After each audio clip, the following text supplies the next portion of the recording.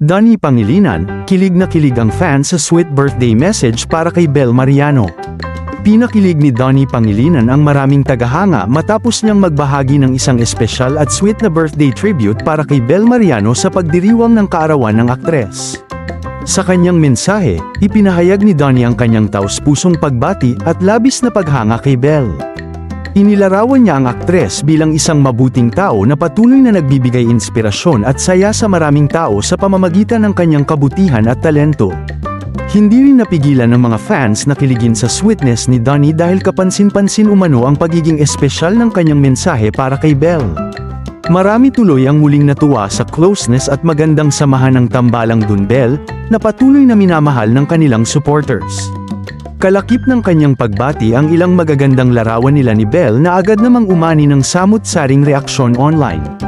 Bamahan ng pagbati at positibong komento mula sa kanilang fans na mas lalong humanga sa dalawa dahil sa kanilang genuine na samahan at suporta sa isa't isa.